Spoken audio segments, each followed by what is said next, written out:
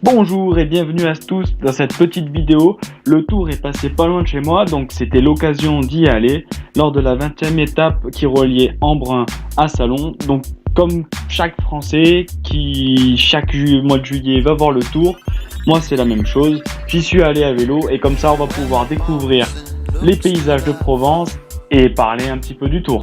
Take it in your heart now, lover.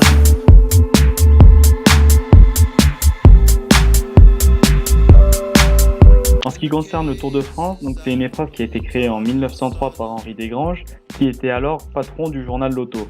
Donc le journal L'Auto, c'est l'équivalent d'aujourd'hui du journal L'Équipe. Le premier vainqueur, donc en 1903, c'est Maurice Garin. La course se déroule en juillet. À l'époque, les étapes pouvaient faire 300-400 km, sachant que le record de distance était de 486 km, une étape reliant les Sables d'Olonne à Bayonne. Aujourd'hui, on est plus sur du 180-200 km en moyenne. Le tracé du tour a également pas mal changé, puisqu'avant il était hexagonal, donc il faisait tout le tour de la France, alors que maintenant certaines régions ne sont pas visitées. Il y a même des départs et des bouts d'étapes qui sont courus à l'étranger, comme cette année où le tour est parti de Düsseldorf en Allemagne. L'objectif bien évidemment est de finir donc premier, être le coureur qui effectue toutes les étapes dans le moins de temps possible. Le premier coureur porte le célèbre maillot jaune, et au fil du temps, différents maillots sont apparus. Le maillot vert, c'est le meilleur sprinter, donc à la fin de chaque étape, des points sont attribués ou en cours d'étape, et c'est le coureur qui a le plus de points qui porte le maillot vert. Le maillot à pois, pareil, ce sont des points qui sont attribués, mais cette fois au sommet des cols, et c'est le coureur qui a le plus de points qui récupère le maillot à pois. Le maillot blanc lui est apparu un petit peu plus tard, ça concerne le classement général mais des coureurs de moins de 26 ans. Donc on peut très bien se retrouver avec et le maillot jaune et le maillot blanc. Bien sûr, on pourra porter qu'un maillot et dans ce cas-là ce sera le maillot jaune et le maillot blanc sera décerné au second. Et on a vu aussi apparaître là récemment des couleurs de dossard. Donc vous avez le dossard rouge, c'est pour le plus combatif de la journée précédente, donc le coureur qui a fait preuve de plus de panache. Et il y a aussi les dossards jaunes, c'est la meilleure équipe. Voilà, donc il y a aussi un classement par équipe qui prend en compte les 3 premiers coureurs de chaque équipe, leur temps additionné, et comme ça permet de voir quelle est la meilleure équipe.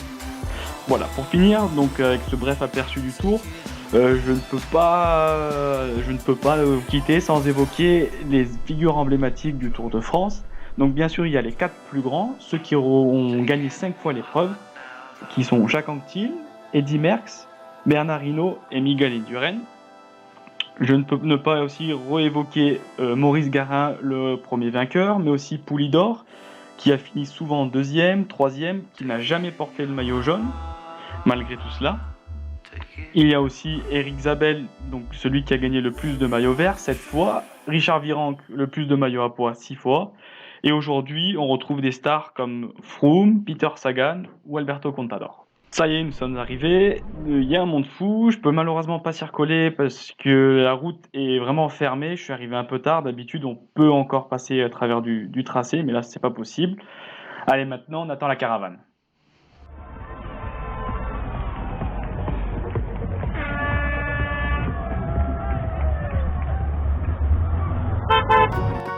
À la caravane, on est bien d'accord que de nombreux spectateurs viennent en partie sur les routes du Tour car il y a la caravane. Même toi qui regardes cette vidéo, je pense que tu es souvent allé au Tour de France pour la caravane. Donc elle existe depuis 1930. C'est une formidable fête ambulante qui distribue, comme le Père Noël, friandises et cadeaux. Alors, on pourrait se demander l'intérêt des marques à distribuer tous ces cadeaux, mais la caravane est un puissant vecteur de communication car près de 15 millions de personnes se pressent sur les routes du Tour. Ça y est, voilà les coureurs, je vous laisse profiter et je tiens à dire que je n'ai pas accéléré les images qui suivent.